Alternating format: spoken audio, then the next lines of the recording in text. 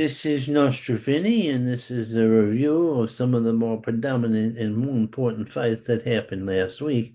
Not the whole roster there, because I want to emphasize the fights that were of great importance.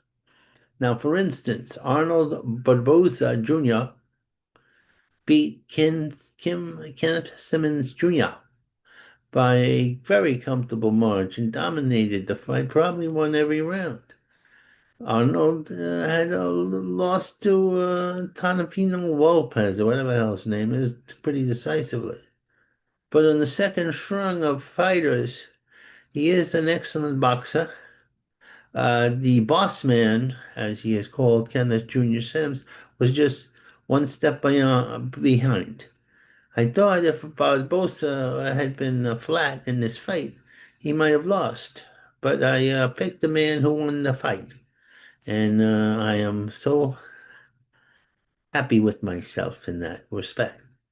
Now, Oscar Galenzo, 13-0 with 10 KOs for Jesus Herrera. Now, Oscar has firepower. Jesus had no firepower. Like the prophet, he seemed to be pacifistic through most of the fight and trying to elude the man who was coming after him, who had firepower. At that weight, which is flyweight, having that much firepower is unusual. I know nowadays maybe not so much. The little guys are getting a little pop in the punches. Now, the second one, Sweet Poison, was poisonous to Vivian Ruiz.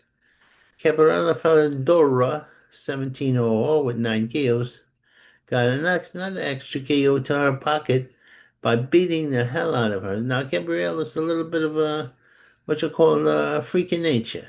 Because she's a flyweight, she weighs all of like 110 pounds or somewhere in that direction, and she's 5'9".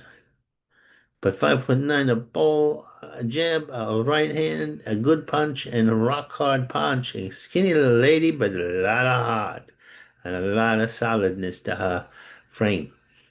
Now, another one that was well one-sided, and I believe the fight ended by KO because they gave up. Alex Rocha was fighting Joseph Diaz. Diaz has seen better days. He used to be a top flight fighter. He doesn't have much firepower, so he's lost a little of that. He was giving away weight. And Rocha is top form, you know. He's 25-0-2, 16 KOs. Lex is a very good fighter, top flight. And he was too much for a faded Diaz Jr. Now, the next fight here is Joel Arete against Rock Mareth, the Prince of Rock. Well, the Rock Prince got rocked. Uh, Rocky didn't, he had some firepower, but he was giving away too much in height, power, and youth. And the Dominican was dynamited out of the way by the tall Puerto Rican. Fabio Guzman totally outclassed his opponent, Julian Dorindo, who also had a good record, but two different levels here. Now, I see Daniel Garcia, 12-0 against 12-9-0. Jitterbug bugged this man out. Now, another fight, which happened, this fight happened on the 14th. Let's go backwards a little. One of the great fights was on the 13th. J. Lopez undefeated against Manuel Gargos. Going into the fighters were 15-0 with Lopez, 12, I believe he's from Puerto Rico, against the 23-1 Cogos, who had a bunch of knockouts. They went to war. Neither could take each other out, but Lopez was always a step ahead because he's in a different level. But he was given a hard time. He got busted up. He was bloody. You look for a while like Mr. Ghost might score another big upset, but not Joe, and could be a fight of the year. They went at it like Rock'em Sock'em Robots, if you're old enough to remember them. Now, another fight in which Donna McVella, 12-0 with 7 KOs, against Zurdo Wicker Ramirez. Now I have to say, I thought Villa should have lost the fight, even though I bet on him a meager amount of money. I don't bet too much money, but it looked like to me like Ramirez had won the fight. Uh, Dominic tried his best, but he was one step behind the veteran. Now Kenya, his little brother. Then Kenya two with one KO beat Amadou Duda with 6-4 and 6 with one KOs. So both brothers won. The little brother, the big brother, they're both tall guys. Christian Cheese 6-0 against Dalvin McCreen. 13 kick to knockouts, 5 uh, losses and 1 draw. 13, all his fights were won by KO. He staggered him a little bit, Dalvin McKinney. But truth, the guy JC was a great amateur, and he presumes that. He proved that. And look at this. Yeah. No, we're going to the fights on the 14th again, right from your England. Anthony Cocola against James Dixon. I had Coca-Cola winning. James Dixon is a good fighter, a solid club fighter, but a club fighter that made good and won a title. Jazzy is a good fighter, and Anthony's above that. He's aggressive, he's tall. He was too much for the guy.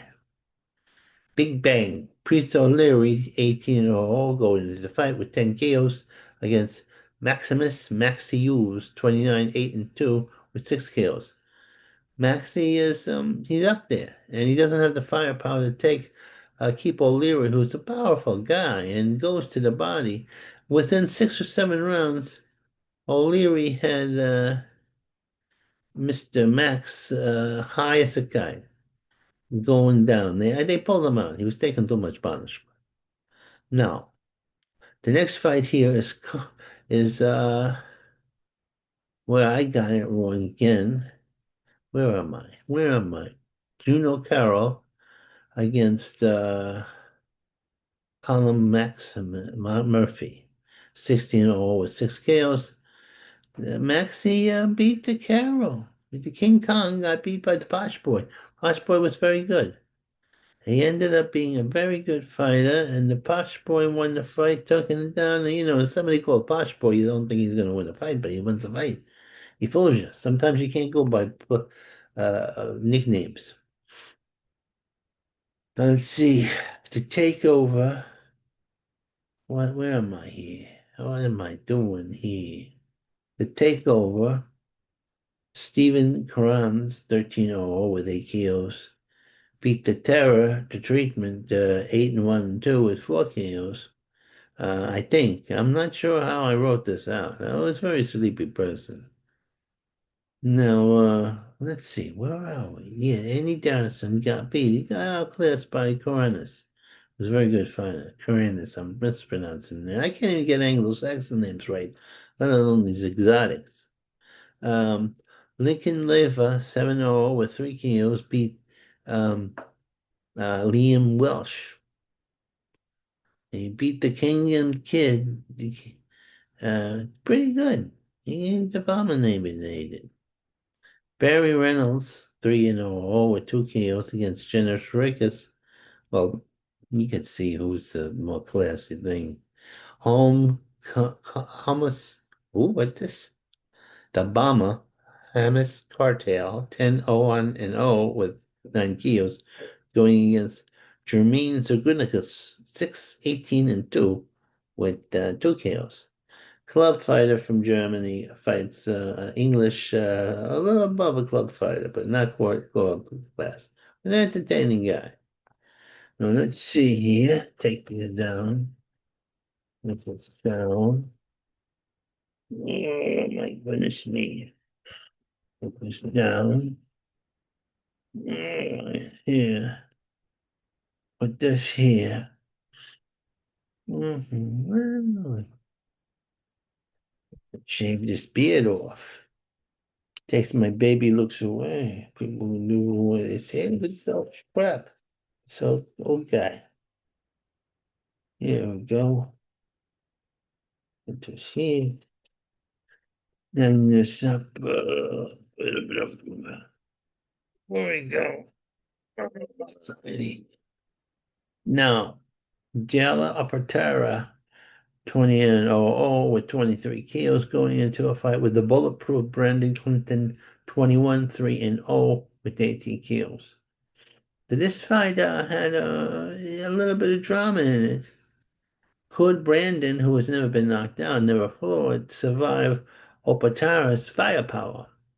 Opatara chose to an extent, box. I've been a little concerned about Jolia because he'd been getting busted up. He'd been winning by spectacular knockout, but he's been taking some punishing himself, which could be dangerous against somebody, say, like Benavidez. So this fight proved two things.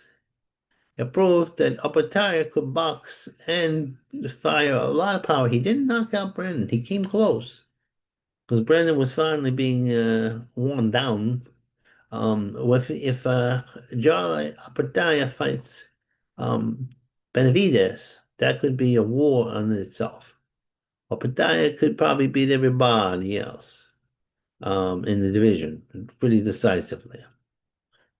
He's a very good fighter. Now, let's see. Here we go. I'm not sure. I don't remember that. Vlad Penina, it's super bad.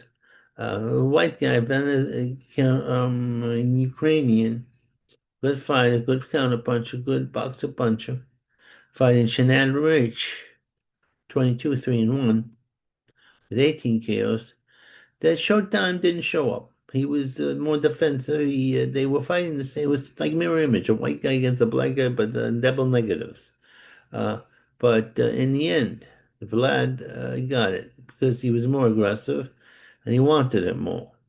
Shannon French, a little old, and also he didn't want it. He may even have more talented, native talent, but didn't show up. This is where I made a bad bet. I had my bookie who put the wrong guy. Joshua Jarez, 14-0 and 9 kills going into the fight against Jared Anderson, 11-1 and 0 with 9 kills. I wanted Jarez. Both were sort of heavy set fighters, mirror images almost of each other. One was Mexican, one was American, Mexican, Black American. But the Mexican was more better shape, a little more aggressive, and worked the body better. It was overall a better fighter. The other guy, not so good. Good fighter, but didn't have, and they both had knockout records, they're almost identical. But the conditioning of the Mexican and the hard head was predominant. Now, let's see. The rest here is Jacob Ramos, 4-1 and 0 with one KO against Ethan Perez. Ethan won. Was undefeated, 3 knockouts. And the way it throws you about these European fighters often, that they don't have that many knockouts. Because they, when they do deal with fighters, they don't deal with they deal with a lot of club fighters who go out in Europe making a living being a club fighter, being an opponent, but they're not really trying. They're just trying to survive. So it's hard to knock out a guy who's trying to survive. But when the European comes to the United States and fights an American fighter, they hold their own. And this is the renaissance of European fights. It's everybody has their time. South America had their time. Maybe they're gonna have it more, but the America had it in the 80s into the 90s, but then you started having Europeans and your Mexicans and a lot of South Americans predominant. Now it's all like mixed up. But right now, England has the biggest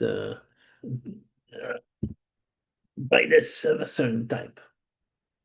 Oh, it's getting cold. This winter weather's killing me. I can't wait till it's over. Okay. Then I can be okay. Not so cold in my room. All right. So there we go. Yeah, yeah, yeah. Oh my God. Would you stop? Oh shit. What the hell did I do here? What the hell did I do? The hell? How do I undo this? This is annoying as hell. You pressed the wrong button and you lost here. Okay, let's see if we can re-get my situation here. Oh no. Annoying as freaking hell you are, machine. Okay, there we go. Perfect. Well, let's see if we can get back our situation here. Okay, let's see. Okay, we got back. I don't know how I got back, Branson. Okay, we're gonna go away. We'll close it down. Not lose our character. Yeah, let's do